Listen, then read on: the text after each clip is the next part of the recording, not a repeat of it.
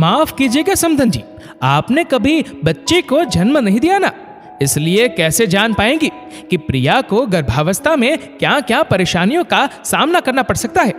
इसलिए मैं प्रिया को मायके ले जाने आई हूँ। आभा जी ने अपनी बेटी की सास नीलिमा जी से कहा, मानती हूँ कि मैंने किसी बच्चे को जन्म नहीं दिया, पर एक गर्भवती महिला का कैसे ख्याल रखते हैं मैं अच्छी तरह से जानती हूँ। मैं प्रिया का बहुत अच्छे से ध्यान रख रही हूँ। पहला बच्चा तो परिवार की परंपरा अनुसार ससुराल में ही होना चाहिए। आप बेफिक्र रहिए, आपकी बेटी हमारी बहू भी है, नीलिमा जी ने कहा।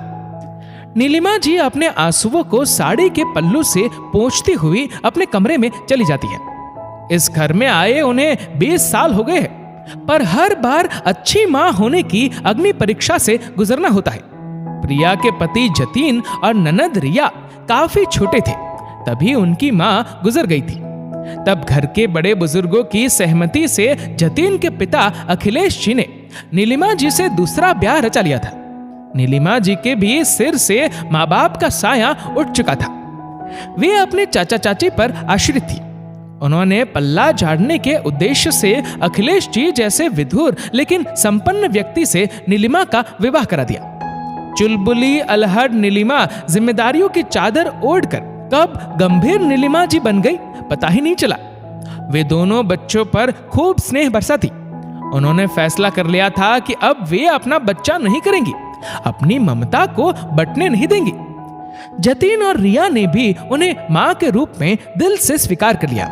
बिखरा परिवार एक बार फिर पटरी पर आ गया, लेकिन नाते रिश्तेदार आस पड़ोसी उनकी ममता को ठेस पहुंचा ही देते। सबको उनका अच्छा रहन सहन संपत्ति दिखती, पर उनका त्याग और परिवार के प्रति समर्पण दिखाई नहीं देता। परिवार पति बच्चों को संभालते संभालते वक्त कब बीत गया पता ही नहीं चला। 2 साल पहले बेटी रिया की शादी मां का हर फर्ज निभाते धूमधाम से कर दी। एक ही ऑफिस में साथ नौकरी करते जतीन और प्रिया ने शादी करने का फैसला लिया। प्रिया की मां आभा जी इस रिश्ते के खिलाफ थी। उनका कहना था, मुझे तो यह रिश्ता कहीं से भी ठीक नहीं लग रहा। जतीन की मां सौतेली मां है, ना जाने तेरे साथ कैसा व्यवहार करेगी। लेकिन प्रिया तो जतीन को पसंद करती थी। ना चाहते हुए भी आभा जी को इस रिश्ते को हाँ करनी पड़ी। जब प्रिया शादी करके ससुराल में आई तो नीलिमा जी के रूप में माँ, सहेली, बहन सब एक साथ मिल गए। चूंकि प्रिया का ससुराल उसी शहर में था, इसलिए उसे जॉब भी नहीं छोड़नी पड़ी। घर गृहस्थी संभालते हुए वह नौकरी भी कर रही थी। नीलिमा जी उसका बखूबी साथ देती। वह कहती, बेटा गृहस्थी के काम तो जिंदगी भर लगे रहते हैं, तुम जतीन के साथ कहीं घूम फिर आओ। कभी प्रिया को ऑफिस से आने में देर हो जाती तो वह खुद डिनर बनाकर रख देती। सॉरी माँ, मुझे देर हो गई, इसलिए आपको डिनर बनाना पड़ा।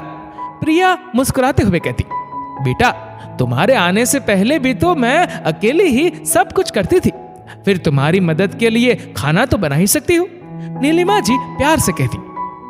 जब प्रिया ने अपनी मां बनने की खुशखबरी सुनाई तो नीलिमा जी ने प्रिया की देखभाल में दिन रात एक कर दिया। उसकी दवाइयाँ, फल, दूध, खाने पीने का बराबर ध्यान रखती, अपने हाथ से खाना खिलाती। प्रिया तो इतना प्यार पाकर फूली नहीं समाती, पर ना जाने क्यों प्रिया की मां को नीलिमा जी की ममता पर शक था। इसलिए वह उसे डिलीवरी के लिए अपने साथ लेने आई थी। जब प्रिया को अपनी मां के मंसूबों के बारे में पता चला तो उसने स्पष्ट शब्दों में अपनी मां से कहा, मैं यही अपने बच्चे को जन्म देना चाहती हूँ, सासू मां की ममता के छांव तले। सौतेली सास के पीछे छुपी हुई एक मां को शायद आप नहीं समझेंगे, लेकिन मेरे और मेरे बच्चे के लिए उनसे बेहतर कोई नहीं हो सकता। उनकी ममता कहीं बट ना जाए, ये सोचकर उन्होंने अपना बच्चा नहीं किया। प्रिया की मां अपना सा मुंह लेकर चली जाती है।